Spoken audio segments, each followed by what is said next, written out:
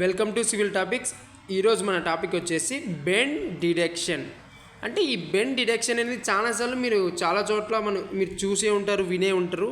So అసలు ఈ bend deduction ఏంటి అనేది ఈరోజు టాపిక్లో మనం క్లియర్గా తెలుసుకుందాం.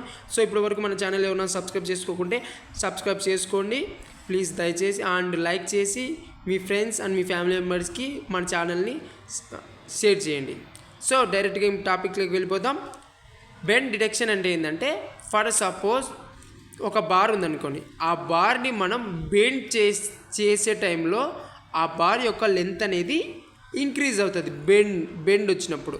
So like this. ఇప్పుడు కన్నా దీని ఎగ్జాంపుల్గా తీసుకుంటే, ఇక్కడ మనం బార్ ఉంది, ఈ బార్ని మనం 45 degrees బెండ్ చేసినాం అనమాట. బెండ్ చేసినప్పుడు దాని యొక్క లెంత్ అనేది ఇంక్రీజ్ అవుతుంది. ఓకేనా? 45 degrees మనం బెండ్ చేస్తే బార్ లెంత్ అనేది 1D ఇంక్రీజ్ అవుతుంది. 1D అంటే ఆ డయామీటర్, దాని యొక్క డయామీటర్ ఎంత ఉందో అంత 45 degrees బెండ్ చేసినప్పుడు దాని యొక్క డయామీటర్ ఎంత ఉందో అంత డయామీటర్ ఇంక్రీజ్ అవుతుంది అనమాట. నెక్స్ట్ 90 degrees కన్నా బెండ్ చేస్తే 2D, ఇటున్న బారు ఇట్లా బెండ్ చేస్తే 2D, దానికి ఉన్న D అంటే ఏంటంటే డయామీటర్ బార్ అనమాట. 2D అంటే దాని న్యాచురల్గా దీని యొక్క బార్ యొక్క సైజ్ అనేది 10 mm అనుకోండి. ఇప్పుడు 90 degrees బెండ్ చేసినప్పుడు దాని లెంత్ అనేది 2D అంటే 2 × 10 20 mm ఇంక్రీజ్ అయి ఉంటుంది అనమాట. నెక్స్ట్ 135 degrees బెండ్ చేస్తే 3D, దాని యొక్క లెంత్ అనేది 135 degrees మనం బెండ్ చేసినప్పుడు 3Dగా ఇంక్రీజ్ అవుతుంది అనమాట. 3 రెట్లు ఇంక్రీజ్ అవుతుంది దాని డయామీటర్ అనేది. నెక్స్ట్ 180 degrees కన్నా బెండ్ చేస్తే 4D. ఫర్ ఎగ్జాంపుల్ మీకు అర్థ విధంగా ఏంటంటే, దీని యొక్క డయామీటర్ 20 అనుకోండి.